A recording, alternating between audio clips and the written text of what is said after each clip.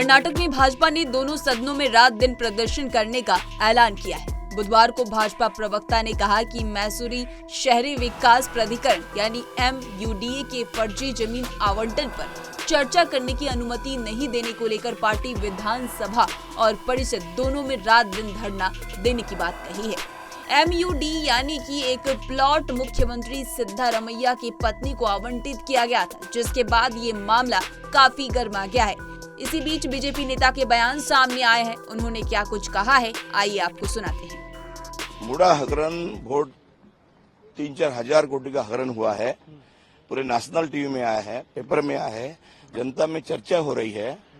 इसीलिए अब हमको इस पे चर्चा करने के लिए हम लोग ने टाइम मांगा था, स्पीकर ने हमने टाइम दिया नहीं, इसीलिए हम लोग ने ये धरना चालू किया है। आज भी हम जब तक असेंबली चलेगी तब तक हमारा धरना चालू रहेगा।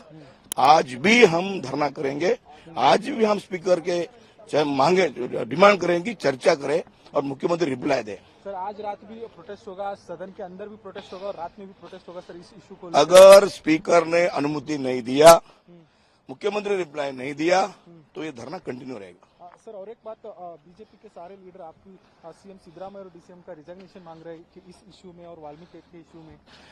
मैंने आपसे कहा ये कर्नाटक राज्य का 6 कोटी जनता का विषय है।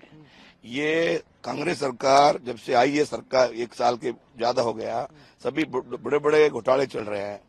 अब आप देखिए, वाल्मीकि मंडली का घोटाला, मुड़ा का घोटाला, अनेक घोटाले उस पे बीजेपी की ओर से हम तय कर रहे हैं। सरकार बर्खास्त होना चाहिए, मुख्यमंत्री रिजाइन देना चाहिए, हमारी मांग है। सर लास्ट क्वेश्चन, कैसा था सर आज का प्रोटेस्ट धरना? कैसा था? रात भर धरना था, भजन चला, कैसा चला? बीजेपी में एक अलग उत्साह था कि प्रोटेस्ट को लेकर कैसा हमारी मांग थी इस पे चर्चा हो, चर्चा को अवकाश नहीं दे रहा है।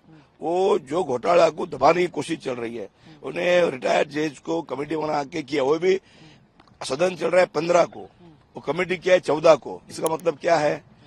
उसके लिए हम लोग इसको जोर से शोर से हमारे हर तरह से मनोरंजन करके रात को हमने यहाँ रात बिताई है। अब कम शब्दों में बता दें कि आखिर पूरा मामला क्या है। कर्नाटक में भूमि आवंटन घोटाला सुर्खियों में रहा। कर्नाटक के मुख्यमंत्री की पत्नी 2021 में भाजपा के कार्यकाल के दौरान मुद्दा की लाभार्थी थी।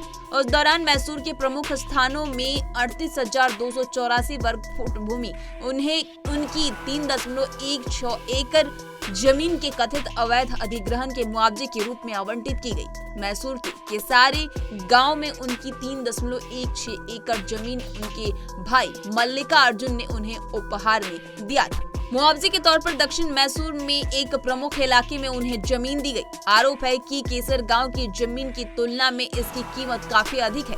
इसके कारण मुआवजे की निष्पक्षता पर सवाल उठाए जा रहे हैं। इस पर पूरी जानकारी के साथ हमारी संवाददाता खुशी राणा हमारे साथ जुड़ रही है। आइए जानते हैं क्या है पूरी जानकारी। कर्नाटक में इस समय सियासत गरमाई हुई है। आपकी जानकारी के लिए बता दें कि MUDA की जो पूरी आवंटन की गई जमीन थी उसको लेकर इस समय जो विपक्ष है, यानी कि भारतीय जनता पार्टी की ओर से तमाम मुद्दे उठाए जा रहे हैं। भारतीय जनता पार्टी कर्नाटक में इस समय ऑपोजिशन में बैठ के इस पूरे मुद्दे पर, इस जमीन आवंटन के मुद्दे पर चर्चा की मांग सदन में कर रही है।